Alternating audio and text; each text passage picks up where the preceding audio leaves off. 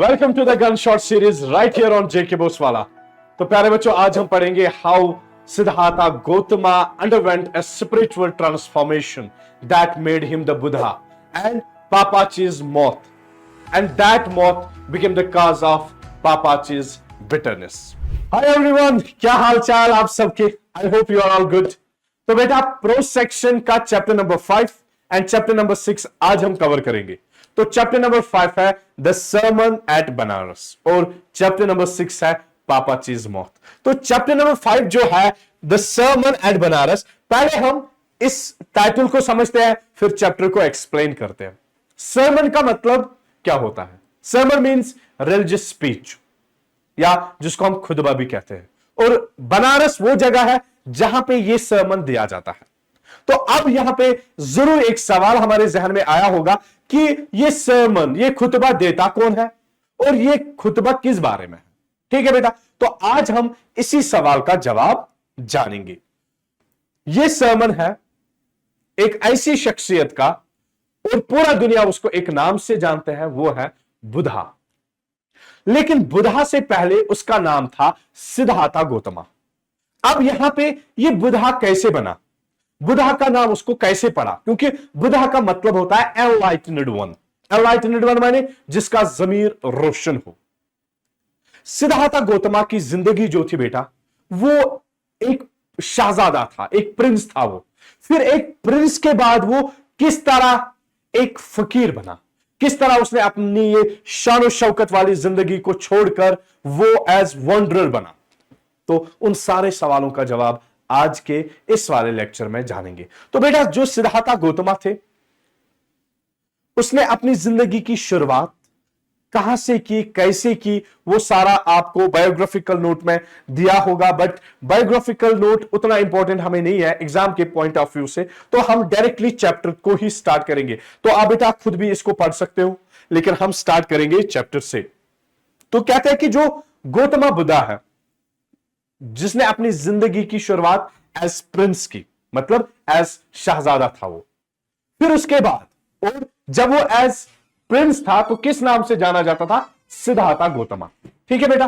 फिर 12 साल के एज में उसको हिंदू स्क्रिप्ट्स पढ़ने के लिए स्कूल भेजा जाता है। ठीक है, वहां जाने के लिए उसको अच्छा खासा टाइम दिया जाता है। कितने साल? बराबर उसको 4 साल वहां पे दिए जाते हैं ये हिंदू स्क्रिप्ट्स को पढ़ने के लिए। क्योंकि 4 साल के लिए जब उसको हिंदू सैक्रेड स्क्रिप्ट्स को पढ़ने के लिए भेजा जाता है, फिर 4 साल बाद वो वापस घर आ जाते हैं। किस लिए? एक शहजादी से शादी करने के लिए। फिर जैसे उसकी शादी हो जाती है, फिर उनका बेटा पैदा हो जाता है, और 10 साल तक वो एक आलीशान जिंदगी गुजारते हैं, बहुत ही मजे में जिंदगी गुजारते हैं। कब तक? बराबर उनके शादी के 10 साल तक। 10 साल की उम्र तक बहुत ही खूबसूरत तरीके से वो रह रहे हैं। फिर एक दिन क्या हो जाता है, जब वो करीबन 25 इयर्स के होते हैं, 25 साल के होते हैं ना, उस टाइम पे जब वो हंटिंग के लिए निकल जाता है, शिकार करने के लिए निकल जाता है, तो अचानक उसको नजर पड़ती है। किसकी ओर नजर पड़ती है? अब याद रखना बेटा वो चीजें। पहले उसको नजर पड़ती है किसकी ओर? देख लो बेटा, पहले इसको एक बीमार आदमी की ओर नजर पड़ती है, सिक मैन। हाँ, बीमार आदमी की ओर नजर पड़ती है। फिर उसके बाद एज्ड मैन, फिर एक बुजुर्ग आदमी की ओर नजर पड़ती है, फिर एक फ्यूनरल प्रोसेशन की ओर नजर पड़ती है, मतलब एक जनाजे की ओर नजर पड़ती है, और लास्ट में उसको एक मॉन्क की ओर नजर पड़ती है, एक साधु की ओर नजर पड़ती है, जो क्या कर रहा होगा? भीख मांगता है, खैरात मांगता है। इन सब लोगों की ओर नजर जब उसको पड़ती है ना, ये बहुत ज्यादा मतलब मुतासिर हो जाता है। ये चीजें उसको बहुत ज्यादा तकलीफ देते हैं कि मतलब ये लोग इतनी मुसीबतों में क्यों है? क्यों? क्योंकि उससे पहले उसने कभी भी अपने इस आलीशान बंगले से बाहर उसको पता नहीं था ये सख्तियां क्या होते हैं, मुसीबतें क्या होते हैं। क्यों? क्योंकि हमेशा खुद आलीशान जिंदगी गुजार रहा था। तो इन सारे सवालों के लिए जो ये सारे साइड्स थे ना, बहुत ज्यादा ये मूव हुआ है, तो ये खुद भी क्या बना? ये खुद एज बेगर बना। दैट मीन्स उसने अपना कारोबार छोड़ा और निकल पड़ा। किस लिए? तलाश करने के लिए। किस तलाश में? इस तलाश में कि ये जो ये सारूज है, जो उसने खुद विटनेस किए, उनको हम किस तरह खत्म कर सकते हैं। और इन सारे सवालों का जवाब वो ढूंढने निकल पड़ा। तो इसीलिए इस सिद्धार्थ गौतमा ने अपनी ये आलीशान जिंदगी, अपनी ये शानो शौकत वाली जिंदगी छोड़ दी, सब कारोबार छोड़ के इन सब मुसीबतों को क्या करने लगा, इन सब मुसीबतों के हल निकालने के लिए जाने लगा। ठीक है बेटा, फिर क्या किया देख लो बेटा। 7 साल तक ये घूमता फिरता रहा इस सवाल को जवाब ढूंढने में। किस सवाल के जवाब में? इसी सवाल के जवाब में कि कैसे दुनियाई मुसीबतों का, दुनियाई इन सफरिंग्स का, परेशानियों का कैसे क्या करा जाए, उनका खात्मा किया जाए, कैसे उनका हल निकाला जाए। तो फिर आखिरकार 7 साल के इधर उधर भटकने के बाद वो एक ट्री के नीचे बैठ गया, जिसको हम फिग ट्री बोलते हैं, या अंजीर का जो पेड़ होता है उसके नीचे बैठ गया। ठीक है, फिर वहां पे उसने क्या किया है, अपने आप से कसम ली, प्रॉमिस किया अपने आप से। किस चीज का? कि वो तब तक इस जगह से नहीं उठेगा जब तक उसको ये एनलाइटनमेंट नहीं होगी। एनलाइटनमेंट का मतलब जब तक उसको ये रोशन जमीर ना हो, जब तक उसका जमीर न जाग जाए, मतलब जब तक उसमें एक रूहानी डेवलपमेंट ना हो, तब तक वो इस जगह से नहीं उठेगा, इस जगह ही बैठेगा जब तक ये ना उसको मिले। तो फिर क्या बताया जाता है, कह रहे कि उसके बाद जो बुधा है 7 दिन के बाद ही उसको ये एनलाइटनमेंट पैदा हो जाती है, और फिर क्या हो जाता है, और उसी टाइम से उसको बुधा का नाम दिया जाता है। दैट मीन्स सिद्धार्थ गौतमा से वो बुधा बन जाता है। ठीक है बेटा, फिर वहां पे बुधा पढ़ाने लगा, वो वहां पे लोगों को खिताब देने लगा, लोगों को दुनियाई मसलों के बारे में बताने लगा कि आप दुनियाई मसलों से किस तरह अपने आप को आजाद कर सकते हो। और उसी जगह पर उसने पहला सरमन भी दे दिया है, पहला खुतबा दे दिया है। कहां पे? At the city of Banaras. तो याद रखना बेटा, पहला खुतबा भी उसने वहां पे ही दे दिया था जब उसको ये एनलाइटनमेंट 7 दिनों के बाद उस जगह पर बैठने के बाद आई। और ये जगह जो है ना, बनारस की जगह, ये दरियाई गंगा जिसको हम कहते हैं उसी के किनारे पे है, तो वहां पे ये दे रहा था। ठीक है, और जो ये उसका ये सरमन है उसको प्रिजर्व रखा गया है और आज हमारे इस सिलेबस में दिया गया है। तो इसमें आज हम क्या पढ़ेंगे इस सरमन में? बुद्धा के विजडम के बारे में, मतलब हम लॉर्ड बुद्धा की अक्लमंदी के बारे में पढ़ेंगे, शऊर के बारे में पढ़ेंगे, और उसके बाद ये भी पढ़ेंगे कि जो ये सफरिंग्स है, मतलब ये तो इम्पॉसिबल है कि हम उनको क्या कर सकते हैं। कह रहे कि इनस्क्रूटेबल काइंड ऑफ सफरिंग्स के बारे में उसने बताया। इनस्क्रूटेबल मतलब ऐसा कुछ चीज जो समझना बहुत मुश्किल है, ऐसी सफरिंग्स के बारे में वो अपनी जहानत से एक्सप्लेन करते हैं, अपनी रोशनी उन पर डालते हैं कि कैसे एक इंसान एक बेहतरीन जिंदगी गुजार सकता है, हर मुसीबत से दूर एक इंसान कैसे रह सकता है। उन सब चीजों के बारे में वो दुनिया को पढ़ाने लगा। ठीक है, तो इस सरमन को आज हम बेटा पढ़ेंगे। देख लो क्या चैप्टर है इस सरमन में। हमें बात की जाती है, एक लड़की है या हम औरत कहे, जिसका नाम होता है केसा गौतमी। याद रखना बेटा, क्या नाम होता है? केसा गौतमी। उसका एक बेटा होता है। ठीक है, वो बेटा उसको मर जाता है। ठीक है, लेकिन अपने इस बेटे के गम में वो एक के बाद दूसरे के घर जाती है, मतलब अपने हमसायों, अपने नेबर्स के घर जाती है, अपना ये मरा हुआ बच्चा लेके हर एक को बता देती है कि मुझे कुछ दवा चाहिए ताकि मैं इस बच्चे को बचा सकूं। लेकिन लोग जब देखते हैं कि ये बच्चा मरा हुआ है ना, तो उनको तरस आ जाता है उस पर और कह रहे हैं कि शायद उसका अब मतलब वो पागल हो गई, होशो हवास नहीं है, शी लॉस्ट हर सेंसेस। ठीक है, क्यों? क्योंकि बच्चा तो मरा हुआ है। फिर उसके बाद दूर से उसको एक आदमी पर नजर पड़ती है जो उसके इस रिक्वेस्ट का जवाब देता है, और वो आदमी केसा गौतमी को बता रहा है कि मैं आपके बच्चे को दवा नहीं दे सकता हूं, मैं आपके बच्चे को कोई मेडिसिन नहीं दे सकता हूं, लेकिन मैं एक ऐसे बंदे को जानता हूं जो आपके बच्चे को इलाज कर सकता है। और उसको बता देता है कि आप क्या करिए, आप एक जगह पे जाइए जिसका नाम क्या है, या हम बेटा बोले सक्यामुनि या सलियामुनि, उस जगह पे जाओ, वहां पे बुधा है और वो बुधा आपको जवाब दे सकता है। तो उसके बाद केसा गौतमी क्या करती है, जब ये गर्ल उसको बोलती है कि वो कौन है, तो ये जवाब देता है कि वो कौन है। तो उसके बाद केसा गौतमी चली जाती है कहां पे? बुधा के पास, और रो रो के उसके सामने जाती है। क्या बोलती है उसको? अरे Lord and master, give me the medicine that will cure my boy. और वहां पे जाके उसको बोलते हैं, ए मेरे देवता, मुझे कुछ ऐसा दवा दो जिससे मेरा बच्चा क्या हो जाए, जिससे मेरा बच्चा ठीक हो जाए, मेरे बच्चे को कुछ ऐसा इलाज दे दो कि मेरा बच्चा ठीक हो जाए। तो यहां पे हम एक चीज समझते हैं कि एक मां अपने इस गम में कितनी पस्त हो गई है। मतलब एक मरे हुए बच्चे को ये एक्सेप्ट ही नहीं कर रहे कि ये मरा हुआ है। ठीक है, फिर उसके बाद जैसे किस्सा गौतमी वहां पे जाती है, ऐसे बहुत ज्यादा लॉर्ड बुढ़ा के सामने इतना रोती है, लेकिन बुढ़ा उसको जवाब देता है, क्या बोलता है, ठीक है मैं आपके बच्चे को क्योर करूंगी, बट आप मुझे क्या लाओ, एक मस्टर्ड सीड की एक हैंडफुल लाओ, मतलब एक मुट्ठी भर के मुझे सरसों के बीज लाओ। बीज जो होते हैं ना, हाँ सरसों के बीज जो होते हैं, उसी की एक मुट्ठी मुझे लेके आओ।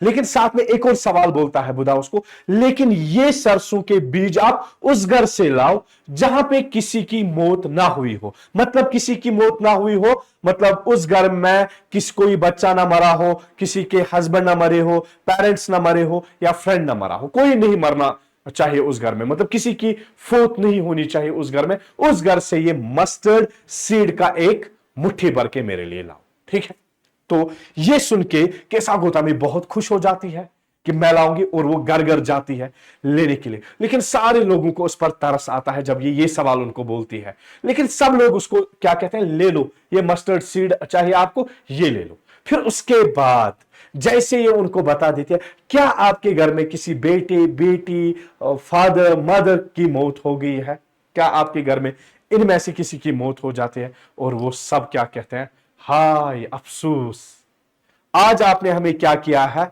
हमारे घरों में जिंदा कम है, मरे हुए ज्यादा है, हमें याद मत दिलाओ अपने उस बहुत गहरे दुख के बारे में, याद मत दिलाओ हमें इसके बारे में। फिर उसके बाद कह रहे कि कोई ऐसा घर नहीं था जिसमें किसी भी इंसान की कोई प्यारा ना गुजरा हो, ऐसा कोई घर नहीं है जहां पे किसी बिलाउड की मौत ना हुई है। फिर उसके बाद केसा गौतमी बहुत ज्यादा थक जाती है और साथ में नाउमीद हो जाती है। फिर एक रोड के साइड में बैठ जाती है, ठीक है, और सिटी के इन लाइट्स को देखते हैं, कभी लाइट ऑन कभी बंद, कभी ये जाग जाते हैं कभी बंद हो जाते हैं, बुझते हैं कभी जल जाते हैं, और उन्हीं को देख रही है। फिर उसके बाद क्या हो जाता है, और फिर एक साथ पूरी तरह से अंधेरा छा जाता है। जैसे ही पूरा अंधेरा छा जाता है ना, उसके बाद वो कंसिडर करती है, वो ख्याल करते हैं कि इंसान की जिंदगी भी इसी लाइट की तरह है, कभी ये जल जाती है और कभी ये बुझ जाती है। मतलब कभी ये इंसान इस दुनिया में होता है, रोशन होता है, चमकता है, फिर उसको मौत आ जाती है और ये बुझ जाता है, उसकी जिंदगी भी खत्म हो जाती है। ठीक, ये सोचने के बाद फिर उसके बाद वो अपने आप से कह रही है, अपने आप को कह रही है कि अरे मैं कितनी, कौन, केसा गौतमी अपने आप से सवाल करते हैं, मैं कितनी खुदगर्ज औरत हूं, मैं कितनी सेल्फिश बन गई हूं अपने गम में। अरे डेथ तो कॉमन है हर एक इंसान के लिए, मतलब मौत तो कॉमन है, मौत का आना है, जो इस दुनिया में पैदा हुआ है मौत का आना जरूरी है। हाँ, इस वैली ऑफ डेसोलेशन में, मतलब इस मौत के वादी में, इस फानी वादी में क्या है, कोई भी ऐसा जरिया नहीं है, मतलब कोई भी ऐसा रास्ता नहीं है जहां पे इंसान अपने आप को बचा सकता है मौत से। लेकिन एक ही जरिया है, that leads him to immortality. फिर एक ही जरिया है जहां पे इंसान इमॉर्टल हो सकता है, मतलब जहां पे इंसान ताअबद रह सकता है, that is to surrender all selfishness. जब एक इंसान खुदगर्जी से, लालच से अपने आप को मुक्त करेगा, जब एक इंसान अपने आप को लालच और खुदगर्जी से आजाद करेगा। Once a man is free from the selfishness and greed, इसका मतलब एक इंसान इमोर्टल बन जाता है, एक इंसान हमेशा के लिए जिंदा रहता है। इसका मतलब है कि इंसान को ये दुख दर्द कैसे इस दुनिया में मिलता है, इसी सेल्फिशनेस की वजह से। तो ये समझने के बाद अब उसको ये रियलाइज हो गया, और यही चीज बुधा भी उसको समझाने की कोशिश कर रहा है। अरे केसा गौतमी, आप एक ऐसी खाली औरत नहीं हो इस दुनिया में जिसने किसी को खोया है। ये दुनिया ऐसा है जिन्होंने अपने प्यारे लोगों को खोया है। ये दुनिया ही ऐसा है जहां पे जो लोग आए हैं, जो भी लोग नहीं, जो भी मखलूक अल्लाह का है, जो भी इस दुनिया में आया है, उसको ये दुनिया छोड़ के जाना है। तो यही समझाने के लिए केसा गौतमी को बुधा बता रहा है कि मुझे क्या चाहिए, ये मस्टर्ड सीड चाहिए, ताकि उसको ये रियलाइज हो जाए कि आप ही नहीं हो खाली जिसने किसी को खोया है। ठीक है बेटा। उसके बाद बुधा बता देता है क्या, कि जो लाइफ है किनकी, इन मॉर्टल्स की, मतलब जो इस दुनिया में है, जो फानी है, इस दुनिया में उनको ये मुसीबत कैसे मिलती है, किस वजह से उनको ये जिंदगी मिलती है। हाँ, और जो ये उनकी जिंदगी बहुत ही कम है, मतलब बहुत ही ब्रीफ है, ये दो वजह, मतलब उनकी जिंदगी में ये पेन, ये ट्रबल किसकी वजह से आ जाती है। देख लो क्या क्या बता रहा है।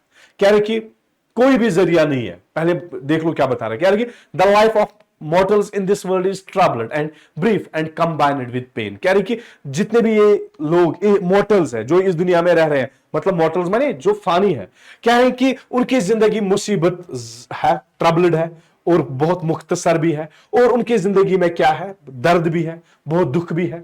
ठीक है।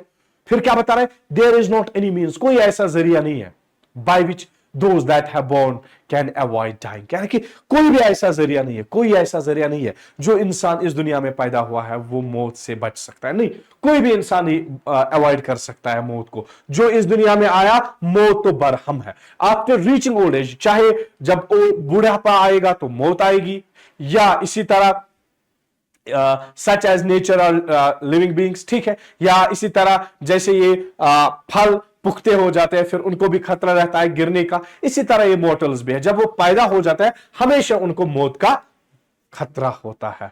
बराबर उसी तरह जिस तरह एक कुमार वो अर्दन वेसल्स को बना देता है, ठीक है, ये पॉटर जब उनको बना देता है ना, फिर जैसे वो टूट जाते हैं, उनके टूटने से उनकी जिंदगी खत्म हो जाती है। इस दुनिया में चाहे यंग हो या अडल्ट हो, चाहे अक्लमंद हो या बेवकूफ हो, ठीक है, सब इस मौत से पहले क्या है, सब बच नहीं पाते हैं। सब लोग क्या गिर जाते हैं इस मौत की ताकत के सामने। ठीक है। सब इस मौत के सामने सब्जेक्टेड है, मतलब सब को लाजमी मरना है। कोई भी इंसान मौत के सामने बच नहीं सकता है। फिर उसके बाद बेटा देख लो क्या बता रहे हैं। अब वो लोग जो अब ओवरकम करेंगे डेथ से, मतलब जो डेथ पर काबू पाएंगे, डिपार्ट फ्रॉम लाइफ, हाँ, वो इस मौत से निकल जाते हैं। मतलब कहने का क्या है, एक बाप अपने बेटे को नहीं बचा सकता है, या रिश्तेदार दूसरे रिश्तेदारों को नहीं बचा सकते हैं। फिर कह रहे कि याद रखो, हाँ, गौर करो कि एक रिलेटिव या जो रिलेटिव्स होते हैं वो देखते रहते हैं और वो गम भी मना रहे हैं, लेकिन जब एक इंसान को मतलब लिया जाता है, मतलब जब एक एक मर जाता है, वो क्या करते हैं, वो रोते हैं, मातम करते हैं। बराबर उसी तरह ये डेड बॉडीज भी, ये भी गुजर जाते हैं, जिस तरह एक बेल को कुर्बान गाह की ओर कुर्बान करने के लिए ले जाते हैं। तो फिर बुधा क्या बता देता है कि जो ये दुनिया है ये एफ्लिक्टेड है, किस चीज से, डेथ एंड डेके से, मतलब ये बरा हुआ है किससे, ये अफेक्टेड है डेथ और डेके से। देयरफॉर लेकिन हालांकि जो अक्लमंद लोग हैं वो मौत पर गम नहीं करते हैं, वो दुख नहीं मनाते हैं। क्यों? क्योंकि वो दुनियाई टर्म्स को जानते हैं, वो दुनियाई उसूलों को जानते हैं। उनको पता है कि दुनिया में आने का मतलब है कि दुनिया से जाना भी है। वो इस फानी दुनिया के उसूलों को समझते हैं। ठीक है बेटा। फिर बुधा बता देते हैं, न रोने से न मातम करने से हमें पीस ऑफ माइंड हासिल हो सकता है।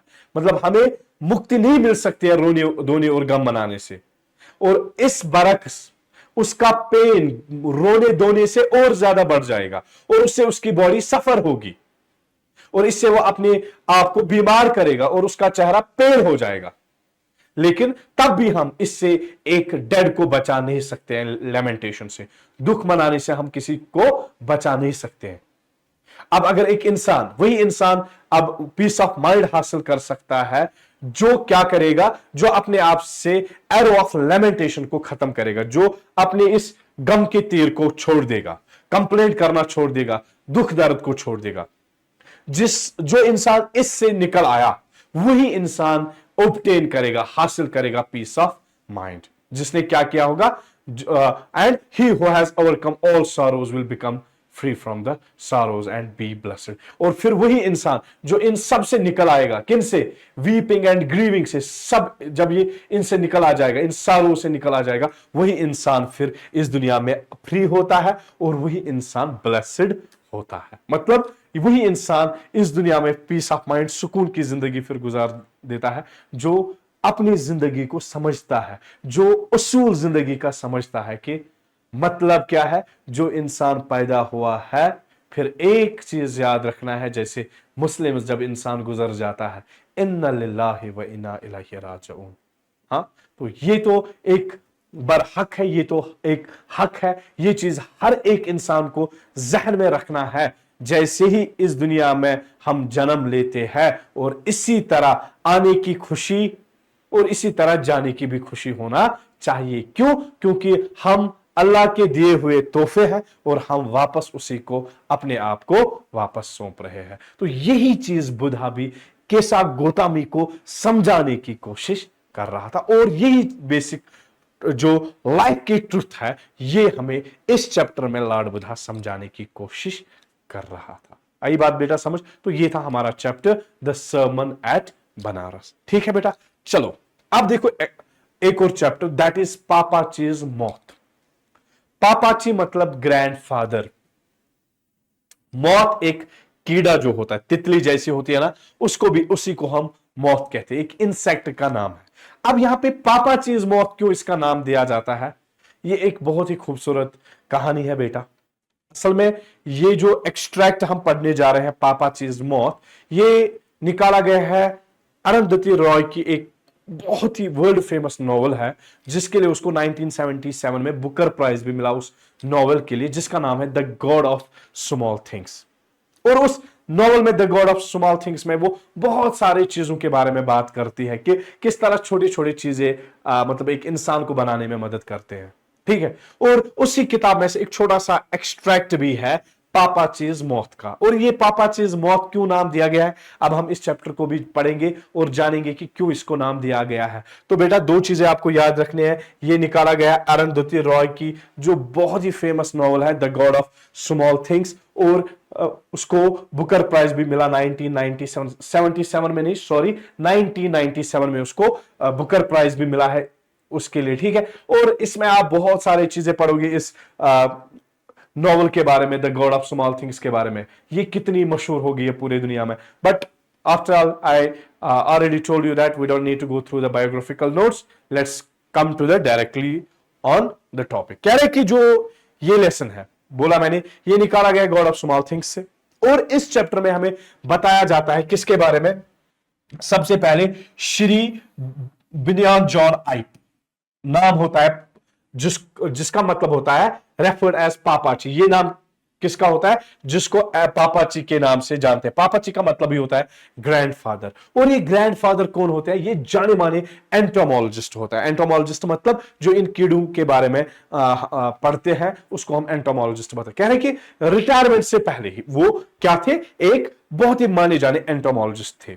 ठीक है, और फिर उसके ये बाप था दो बच्चों का, एमू एंड चाकू। याद रखना किसका? एमू एंड चाकू का ये बाप था। कौन? श्री बिनयान जॉन आइप। लेकिन पूरे चैप्टर में आप बेटा इसको पापाची के नाम से पढ़ोगे और जानोगे। और पापाची की जो वाइफ होती है सुषमा आइप। क्या? सुषमा आइप। लेकिन पूरे चैप्टर में आप किस नाम से इसको जानोगे? मामाची के नाम से, जिसका मतलब ही होता है ग्रैंड मदर। लेकिन पापा जी जो होते हैं ना, ये बहुत ही वो कड़वा टाइप के बंदे होते हैं, या मैं सिंपल आपको समझाऊं, ये ना वो खड़ूस टाइप का बंदा होता है, गुस्सेला, बहुत ज्यादा गुस्सा करना उसके चेहरे पर होता है, बहुत ज्यादा गुस्सा करता है। ठीक है, बट कारण क्या है उसके गुस्से का? ये सड़ा हुआ चेहरा, ये गुस्सेला बंदा, ये तब से बना जब उसने डिस्कवर किया था एक नई स्पीशीज ऑफ मौत को, एक नए इंसेक्ट को उसने डिस्कवर किया था। लेकिन वो क्रेडिट उसको नहीं मिलता है। मतलब अगर उसने एक मौत डिस्कवर किया, क्रेडिट मिलना चाहिए पापाची को, बट पापाची को वो क्रेडिट नहीं दिया जाता, बल्कि किसी और को ये क्रेडिट दिया जाता है। फिर जब उसको आखिर में पता चलता है कि मतलब मैंने जिस मौत को डिस्कवर किया था, मेरा नाम उसको ना मिला, किसी और को मिला, और उस टाइम पे जब ये टेक्सोनोमिक जो फील्ड है जब वो ये डिस्कवर करते हैं कि बिल्कुल साइंस के लिए एक नई स्पीशीज है। और ये नाम फिर ऐसे एंटोमोलॉजिस्ट को देता है जो उस टाइम पे सर्विस में होते हैं, लेकिन पापाची रिटायर हो जाते हैं जब ये ऐलान हो जाता है कि ये मौत जो पापाची ने डिस्कवर किया कि ये नया है, तब ये बेचारा दावा नहीं कर सकता है कि ये मेरा है, क्योंकि ये एंटोमोलॉजी से रिटायर हो चुके होते हैं। ठीक है, तो फिर यही मौत उसके लिए एक सबब बन जाता है, एक वजह बन जाता है उसके इस गलत रवैया का, या उसका बहुत ज्यादा वो कड़वा होने का, या किसी भी फैमिली मेंबर के साथ अच्छा सलूक ना करने का वजह ये मौत बन जाता है। ठीक है बेटा, तो चलो पढ़ते हम इस चैप्टर को, हर एक चीज जानने की कोशिश करेंगे कि क्या बात की जाती है इस चैप्टर में, किसके बारे में, मौत और पापाची का रिश्ता क्या है, और मामाची का क्या रोल है, बच्चों का क्या रोल है, एक एक करके हर एक चीज को पढ़ते हैं। तो यहां से बेटा हमारा चैप्टर स्टार्ट होता है। कह रहे हैं कि जो पापाची की वाइफ मामाची है, मामाची क्या बनाना स्टार्ट करती है, वो आचार बनाने का आचार को बनाने का काम स्टार्ट तभी करती है जब पापाची रिटायर हो जाते हैं गवर्नमेंट सर्विस से, जब दिल्ली में वो एज क्या होते हैं, डायरेक्टर ऑफ एंटोमोलॉजी, जब वो वहां से रिटायर हो जाते हैं फिर वो वापस आ जाते हैं रहने के लिए, कहां पे, आयमीनम जगह पे, ये केरला में एक जगह का नाम है, वहां के होता है पापाची, वहां वापस आ जाते हैं। जैसे वो आयमीनम वापस आ जाते हैं, मामाची कमर्शियली बनाना, आचार बनाना स्टार्ट कर देती है। ठीक है, और वहां पे आयमीना में एक कोटायम बाइबल सोसाइटी होती है, उन्होंने एक मेला रखा होता है, और उस मेले के लिए उन्होंने मामाची को क्या बोला था कि हमारे लिए आप एक तो फेमस बनाना का जैम बना दीजिए, और साथ में आप टेंडर मैंगोज का आचार भी बना लीजिए। ठीक है, जैसे उसने बनाया ये बड़ी तेजी से बिक गया, और उसके साथ साथ मामाची ने और भी ऑर्डर्स आना देखा है, और बहुत ज्यादा वो बिजी रहने लगी, और ये देख के वो बहुत ज्यादा खुश हो गई, ये अपनी कामयाबी देख के बहुत ज्यादा खुश हो गई, और इसलिए मामाची ने अब क्या डिसाइड किया कि वो यही जैम और पिकल्स का काम ही शुरू करेगी, और पूरे साल वो फिर उसी काम में बिजी रहती थी। लेकिन पापाची उस बरक्स क्या था, उसको बहुत ज्यादा मतलब वो जलन तकलीफ हो जाती थी ये सारा देखते हुए, जब वो अपनी वाइफ को पूरे साल बिजी देखते हुए मतलब उसको बहुत ज्यादा मतलब ना परेशानी हो जाती थी, और साथ में उसको एक जिल्लत जैसा महसूस हो जाती थी अपने रिटायरमेंट से। क्यों क्यों ऐसा होता था कि वो बहुत, क्योंकि वो 17 इयर्स बड़े थे, किससे, मामाची से, मामाची से वो 17 इयर्स बड़े थे, और ये उसको अब ये रियलाइज होने लगा था कि वो अब बूढ़ा आदमी है, लेकिन जो उसकी वाइफ मामाची वो अभी भी अपनी प्राइम में है, वो अभी भी अपनी जवानी में है, तो इसीलिए उसको ये रिटायरमेंट एक जिल्लत जैसा लग रहा था। किसको, पापाची को। ठीक है बेटा, हो गया क्लियर। अब उसके बाद अगरचे जो मामाची थी ना, मामाची को कोनिकल कॉर्नियास थे, मतलब आंखों में प्रॉब्लम थी, हाँ, वो प्रैक्टिकली ब्लाइंड थी। ठीक है, लेकिन पापाची कभी भी उसको पिकल मेकिंग में मदद नहीं करता था। क्यों, क्योंकि वो ये मानता था कि एक हायर रैंकिंग ऑफिसर के लिए पिकल मेकिंग काम जैसा ये बिल्कुल भी शोभा नहीं देता था, तो इसलिए वो बिल्कुल भी उसको मदद नहीं करता था। क्यों, क्योंकि ये एक सूटेबल जॉब नहीं था एक high ranking x government official के लिए। लेकिन वो हमेशा जेलस होता था, एक जेलसी मैन था। ठीक है, किससे वो जेलस हो जाता था, जब वो बहुत ज्यादा अटेंशन वो देखता था उसकी वाइफ को मिलता है। क्यों, क्योंकि वो अपने काम में बिजी रहती थी। ठीक है, फिर वो क्या करता था, जहां पे उसकी वाइफ क्या करती थी, जहां पे उसने बहुत सारे रेड चिलीज को, टर्मरिक को, बाकी इन चीजों को सुखाने के लिए रखा होता है, एक ढेर बना के रखा था, वहां पे पापाची क्या करता था, मतलब उस आंगन के इर्द गिर्द एक टेलर्ड सूट में चक्कर मारता रहता था, बट करता वो कुछ भी नहीं था। बस जितने भी वो चीजें वहां पे रखे होते थे, किसने, मामाची ने, एक रेड चिलीज का ढेर, फ्रेशली पाउडर्ड येलो टर्मरिक, और देखता था मामाची को वो करते हुए। कभी वो बाई करती थी, कभी वेट करती थी, कभी उन पर साल्ट डाल रही थी, कभी सुखा रही थी इन टेंडर मैंगोज को, देखती थी, देखता था पापाची, मगर कभी भी मदद नहीं करा। उसके बरक्स एक अजीब बात थी कि हर रात को पापाची क्या करता था, एक ब्रास के फ्लावर वास से पापाची मामाची को मारता था। कह के मारना उसके लिए नई बात नहीं थी, लेकिन नई बात थी कि मतलब उसकी फ्रीक्वेंसी, अब ये ज्यादा मारता था किसको, मामाची को। ठीक है, फिर एक रात क्या हुआ था, पापाची ने मामाची क्या थी, वो वायलिन भी बजाती थी, अच्छा वायलिन बजा देती थी। फिर एक रात पापाची ने उस वायलिन का जो वो बो होता है, वो जो सिटिक होती है ना, उसको, इस वायलिन की बो को तोड़ा और दरिया में फेंक दिया। इतना वो खड़ूस टाइप का बंदा था, इतना ज्यादा वो जेलस टाइप ऑफ मैन था अपनी वाइफ से भी। तो औरों की तो बात ही नहीं, अपनी वाइफ से इतना चिढ़ थी, इतना चिड़चिड़ा रहा था कि जब लगा कि वाइफ को इतना अच्छा केयर मिल रहा है, अब वाइफ पूरी बिजी है अपने काम में, अपनी बिजनेस में, वो भी बर्दाश्त नहीं हो रहा था। यहां से अब अपने आप को बूढ़ा पा रहा था, अपनी वाइफ अभी भी अपनी जवानी में था, वो भी बर्दाश्त नहीं हो रहा था। अब उसके बाद अच्छा वायलिन बजा देती थी, वायल उसके उस गुस्से में उसने उस वायलिन के बो को ही तोड़कर दरिया में फेंक दिया। तो यहां ये दिखा रहा है कि वो बिल्कुल बर्दाश्त दूसरों की सक्सेस नहीं करता था। ठीक है, फिर क्या हुआ? फिर चाकू जो उनका बेटा होता है वो ऑक्सफोर्ड यूनिवर्सिटी में पढ़ता है, और वहां का एक कॉलेज है बेलियल कॉलेज, वहां पे वो पढ़ता था, और समर वेकेशन पे वो घर आ जाता है। ठीक है, लेकिन जैसे वो घर आता है ना, उन दिनों चाकू तंदुरुस्त जवान बना हुआ है अब। ठीक है, फिर क्या हुआ है? फिर चाकू को एक हफ्ता घर में होता है, एक हफ्ते के बाद ही वो क्या पा लेता है कि जो पापाची है वो मामाची को स्टडी रूम में मार रहा है।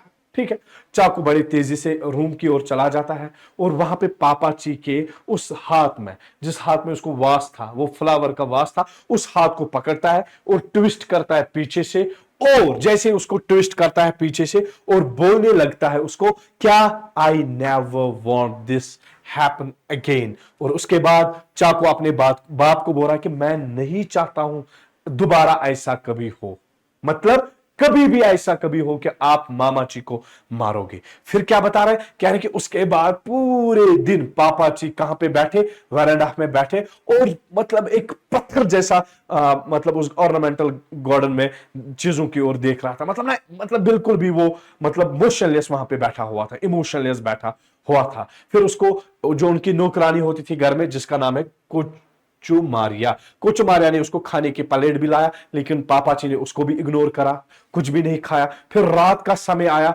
रात के टाइम पे वो चला गया अपने स्टडी रूम में, और स्टडी रूम में उसकी एक बहुत ज्यादा फेवरेट एक चेयर थी, जो किसकी बनी हुई है, महागनी वुड की महागनी रॉकिंग चेयर थी, वो निकाली। ठीक है, उस महागनी चेयर को अपने डायरवे में लाया, और मिडल ऑफ द डायरवे में लाया, और वहां पे छोटे छोटे बिट्स करे हैं, उस प्लम्बर के रेंच से उसके छोटे छोटे पीसेस करे हैं। फिर उसके बाद इसी मून लाइट में सारे ये जो वार्निश चमकते हुए ये पार्ट्स थे ना वुड के, वो वहां पे उनका ढेर बना हुआ था।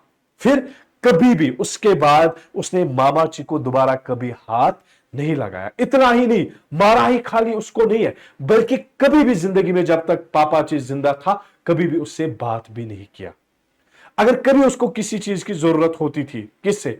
मामाची से, वो बीच में किसको लाता था? कोचामारिया, इसी नौकर को, या अपनी बहन बेबी कोचामा को। ठीक है बेटा, या अपनी इसी नौकरानी कोचामा को, ये कोचामारिया को, या अपनी बहन बेबी कोचामा को एज बीच में लाता था, इंटरमीडिएटर्स के लिए बीच में लाता था। बट खुद न कभी उसको फिर मारा, न कभी जिंदगी में कभी उससे बात की जब तक पापाची जिंदा थे। ठीक है बेटा, फिर इवनिंग के टाइम पे क्या हुआ? शाम के टाइम पे एक दिन क्या हुआ, जब उसको पता था कि अब उनके घर कुछ मेहमान आने वाले हैं, विजिटर्स आने वाले हैं, तो वो वरांडा पे बैठा और उन्हीं बटन्स को सीव करने लगा जो ऑलरेडी वहां पे थे, जो मिसिंग ही नहीं थे। मान लो ये बटन है यहां पे, ये तो मिसिंग नहीं है, अब मैं नक मतलब एज दिखावा के लिए ये ठीक करना स्टार्ट करो, जो हकीकत नहीं है। एग्जैक्टली एक इवनिंग में उसने भी वैसा ही किया, जब उसको एक्सपेक्ट ये कर रहा था कि विजिटर्स आने वाले हैं। ठीक है, फिर क्या हुआ, वो वहां पे बैठा वरांडा पे और उन्हीं बटन उसको सेव करने लगा जो मिसिंग नहीं था उसके शर्ट पर, ताकि वो क्रिएट करे एक ऐसा इंप्रेशन कि मामाची अब उसको नेग्लेक्ट कर रही है। मतलब इन विजिटर्स के दिमाग में ऐसा मतलब इनके दिमाग में ये चीज भरे कि देखो मामाची कितना इग्नोर कर रही है किसको, अपने हस्बैंड पापाची को। क्या है कि कुछ हद तक वो कामयाब हो ही गया था ये दिखाने में कि जो ये आयमीनम के वर्किंग वाइव्स है वो कैसे अपने हस्बैंड्स जो होते हैं उनके साथ कैसा रवैया उनका होता है। क्या है कि कुछ हद तक वो उसमें कामयाब हो गया है। ठीक है बेटा, समझ आई बात? हाँ जी, ये यहां पे भी काम खत्म नहीं हुआ, एक और चीज किया उसने। अब किसी से बात नहीं करता है, अब ये चिढ़ रहा है फैमिली से। फिर उसने एक अंग्रेज बंदे से, हाँ, जो कहा रहता था मुनार में, मुनार एक हिल स्टेशन है केरला में, वहां पे उसने एक अंग्रेज आदमी से स्काई ब्लू प्लाईमाउथ कार खरीदी है। ये स्काई ब्लू प्लाईमाउथ क्या है? एक गाड़ी का नाम है, स्काई कलर की। ठीक है, एक गाड़ी खरीदी उससे, और जैसे उसने ये कार खरीदी ना, ये इस आयमीनम में एक फैमिलियर बना। कौन? पापाची। ठीक है, फिर वो इन छोटे छोटे रास्तों में अपनी गाड़ी में घूम रहा था, बाहर की ओर देख रहा था बड़े खूबसूरत अंदाज में, लेकिन अंदर से वो पसीने से लथपथ हो चुका था। क्यों? क्योंकि उसको आदत थी किस चीज की? वो 3 पीस सूट पहना करता था, लेकिन जो उसको यही वुलन सूट्स पहने हुए थे ना, अंदर से वो क्या था? स्वेटिंग से भरा हुआ था। लेकिन कभी भी अपनी फैमिली में से न मामाची को न किसी और बंदे को अपनी फैमिली में से कभी भी उसको इस प्लाईमाउथ कार को इस्तेमाल करने के लिए दिया है, कभी भी न, कभी किसी को इसमें बैठने दिया था। और ये प्लाईमाउथ एक पापाची का रिवेंज लेने का, बदला लेने का एक जरिया बन गया था। मतलब ये एक हथियार बना पापाची के पास, ये गाड़ी, कि किसी को इस्तेमाल नहीं करने देता था, बैठने नहीं देता था, और ये उसको लग रहा था कि इससे मैं उनका बदला चुकाऊंगा, सारा बदला चुकाऊंगा। ऐसा था पापाची का कैरेक्टर। ठीक है, फिर पापाची जो थे, पापाची एक इंपीरियल एंटोमोलॉजिस्ट थे। इंपीरियल एंटोमोलॉजिस्ट मानी, एंटोमोलॉजी एक इंपीरियल हम बोलते हैं जो बिलोंग करता है एक सिस्टम के साथ जहां पे इन कीड़ों को मेजर किया जाता है। एंटोमोलॉजी मतलब एंटोमोलॉजिस्ट हम उस इंसान को कहते हैं जो इंसेक्ट्स के बारे में स्टडी करता है, वही इंपीरियल एंटोमोलॉजिस्ट वो था। कहां पे? दिल्ली में एक इंस्टीट्यूट है जिसका नाम है पूसा इंस्टीट्यूट, वहां पे वो इंपीरियल एंटोमोलॉजिस्ट था। ठीक है, जैसे फिर इंडिया आजाद हो गया है और ब्रिटिशर्स यहां से चले गए हैं, पापाची की डिजिग्नेशन चेंज हो गई है। वो अब इंपीरियल एंटोमोलॉजिस्ट से जॉइंट डायरेक्टर बना एंटोमोलॉजी का। फिर जिस साल पापाची रिटायर हो गए थे उस टाइम पे उसकी रैंक बढ़ गई थी और ये बराबर डायरेक्टर के रैंक तक पहुंच गए थे। कौन? पापाची। अरे यहां क्या हो रहा है भाई साहब? ठीक है बेटा, यहां तक हमें पता चला कि इतने हाई रैंकिंग ऑफिसर थे। कौन? पापाची। मतलब एंटोमोलॉजी डिपार्टमेंट के ये बराबर इक्विवेलेंट टू डायरेक्टर भी बन गए। फिर कहां पे प्रॉब्लम थी? ये हादसा कहां पे हो गया? देखो, कह रहे हैं कि लेकिन जिंदगी की सबसे बड़ा जो सेटबैक था पापाची की जिंदगी में, जो सबसे बड़ा एक प्रॉब्लम क्रिएट हो गई है पापाची की जिंदगी में, वो था एक मौत, एक कीड़ा जो उसने डिस्कवर किया, और उस डिस्कवरी पे पापाची को उसका नाम नहीं मिलता है। दैट मीन्स डिस्कवर मौत को कौन करता है? पापाची, लेकिन नाम उसको नहीं मिलता है। उसका क्या वजह है? देख लो बेटा, ये जो ये कीड़ा है ना, ये मौत, क्या है कि एक रात वो उसके ड्रिंक में गिरा, उसके शराब में गिरा। पापाची बैठे थे वरांडा पे, अपने रेस्ट हाउस जो उनका था। ठीक है, ये पूरा दिन अपने फील्ड्स में काम करने के बाद वरांडा पे बैठा रेस्ट करने के लिए, और जैसे वो शराब पी रहा था तो उसी टाइम पे वो उसके शराब में गिरा।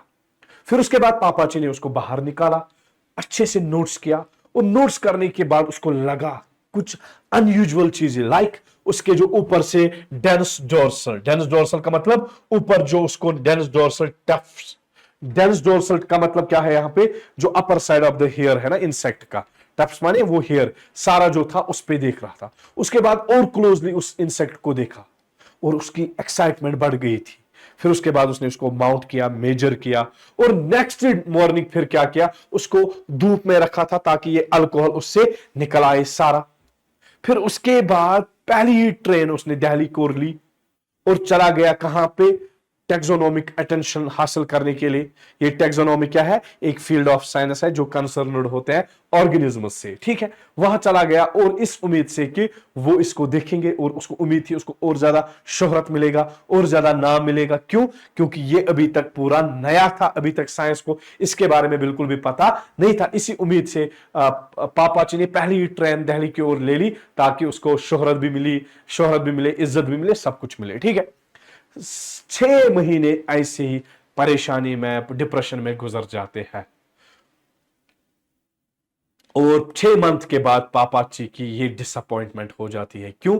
जब पापाची को ये बोला जाता है कि जो मौत आपने डिस्कवर किया, इसको आइडेंटिफाई किया गया है कि ये कोई अनयूजुअल रेस का मौत नहीं, ये कोई नया इंसेक्ट नहीं है, बल्कि ये इंसेक्ट बिलोंग करता है एक ट्रॉपिकल फैमिली से जिसका नाम है लेमेंट्राइडी। लेमेंट्राइडी वाली एक स्पीशीज है, और ये मौत जो पापाची ने डिस्कवर किया, ये भी उसी फैमिली का एक स्पीशीज है, ठीक है बेटा।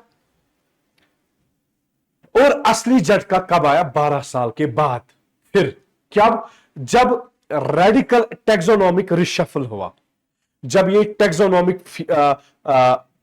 डिपार्टमेंट चेंज हो गया, और उस टाइम पे जो लेपिडोप्टेरिस्ट्स थे ना, उन्होंने डिसाइड करा क्या कि जो पापाची का मौत था ये इनफैक्ट एक अलग स्पीशीज है, और अभी तक ये साइंस के लिए अननोन है, अभी तक साइंस को इसके बारे में नहीं पता है।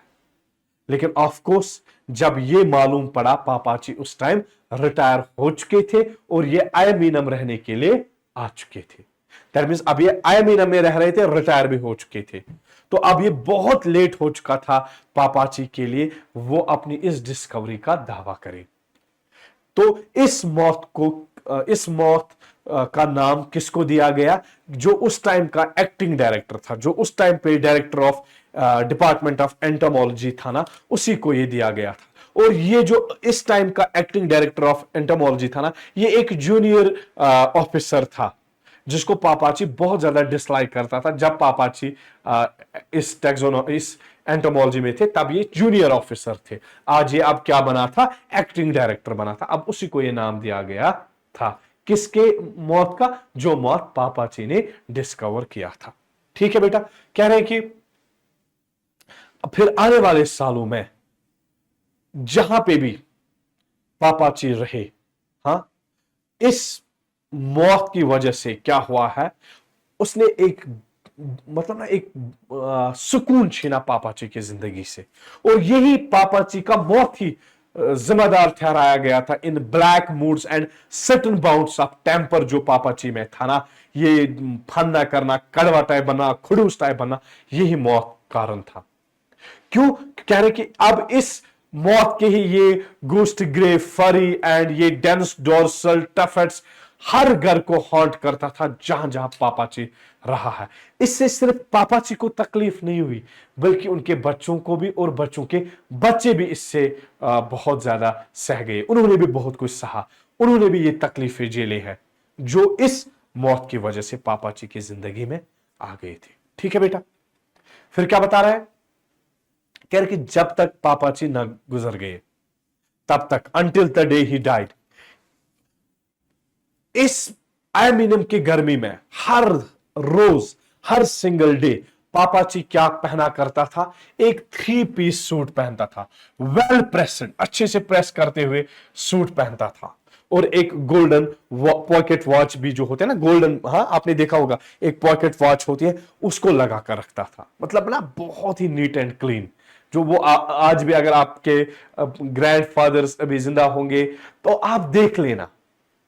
मतलब अगर वो हायर रैंकिंग ऑफिशियल्स रहे होंगे अपने जिंदगी में, तो आप देख सकते हो, आप उनका रहन सहन बराबर, उनको पर्टिकुलरली जो ये किसी डिपार्टमेंट में होंगे, आर्मी में या लाइक दैट, उनको बराबर वैसा ही पूरी जिंदगी चलता है, वैसा ही वो माहौल। तो इसी तरह पापाची भी थे, पूरी जिंदगी में बराबर मौत तक वो वेल प्रेस्ड 3 पीस सूट पहनता था, गोल्डन पॉकेट वॉच लगा देता था, और अपने ड्रेसिंग टेबल पर उसने एक परफ्यूम भी रखा हुआ था, एक सिल्वर हेयर ब्रश भी रखा था, और अपनी जवानी की एक पिक्चर भी रखी हुई थी, और उसमें के बाल एक साइड से रखे हुए थे, एक स्टाइल एक साइड से रखा हुआ था। और जो ये जवानी का पिक्चर जो उसने उठाया था ना, ये उसने वीना जगह एक है जो कैपिटल है ऑस्ट्रेलिया मुल्क की, और वहां पे उसने एक स्टूडियो में वो पिक्चर उसने उठाई थी। और वहां वीना से उसने क्या किया था, 6 मंथ डिप्लोमा कोर्स किया था किसमें, एंटोमोलॉजी के लिए, और उसी की वजह से फिर वो क्वालिफाई हुआ ताकि वो पोस्ट ऑफ इंपीरियल एंटोमोलॉजिस्ट के लिए क्वालिफाई हो सके। फिर कह रहे कि उसी दौरान जब वो वीना में था, मामाची ने भी कुछ लेसन सीखे वायलिन बजाने के, ठीक है। फिर एब्रप्टली उन लेसन्स को बंद भी करना पड़ा। क्यों? क्योंकि मामाची का जो टीचर था, इस म्यूजिक टीचर जो था, उसका नाम था लॉन्स्की टिफेंथॉल। उसने एक बार गलती की, जब उसने पापाची को यह बोला कि आपकी जो वाइफ है, जो मामाची है ना, ये एक्सेप्शनली टैलेंटेड है, और इस म्यूजिक टीचर के ओपिनियन में वो पोटेंशियली कंसर्ट क्लास, मतलब कंसर्ट्स के लिए वो रेडी थी, मतलब कंसर्ट्स में भी ये वायलिन बजाने के मतलब काबिलियत रखती है। ये गलती उसने करी लॉन्स्की टिफेंथॉल ने, जिसके वजह से पापाची ने मामाची के इन वायलिन लेसन्स को ही बंद करवाया, ठीक है। फिर मामा ऐसी जिंदगी गुजर जाती है। फिर एक दिन मामाची क्या करती है, अपने फैमिली फोटोग्राफ एल्बम में एक और क्लिप जोड़ देती है। क्लिप माने न्यूज़पेपर का एक छोटा सा पीस जो होता है किसका, इंडियन एक्सप्रेस जो न्यूज़पेपर है, उसी में से वो एक क्लिप काटती है, एक पेज, एक मतलब छोटा सा पेज काटता है, और वो क्या होता है, उसमें लिखा होता है पापाची की मौत के बारे में, एक ओबिचुरी नोट जो होता है, और उसमें यही लिखा होता है उस नोट में क्या, जो माने जाने एंटोमोलॉजिस्ट श्री बिनियन जॉन आइप, जो बेटे थे किसके, late Rev John Ipe of Ayemenem, popularly known as Punnyan Kunju, वो सफर कर रहे थे, हाँ, और उसको एक हार्ट अटैक आया था, और वो गुजर गया था कहां पे, कोटायम जनरल हॉस्पिटल में लास्ट नाइट पे, और उसको चेस्ट पेन हुई है तकरीबन मतलब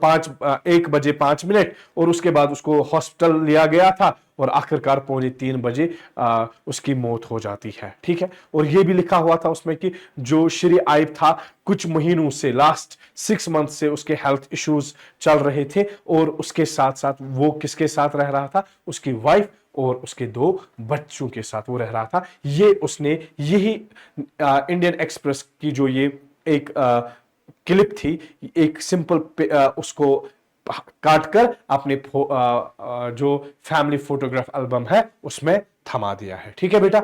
उसके बाद पापाची के फ्यूनरल पर, पापाची के जनाजे पर मामाची जार जार रो रही थी, बहुत ज्यादा रोया, और जो उसके कॉन्टेक्ट वो लेंसेज लगाए हुए थे ना, वो भी इधर उधर बिखर गए हैं, इधर उधर मतलब वो लेंसेज भी स्लिड हो गए हैं उनके आंखों से, ठीक है।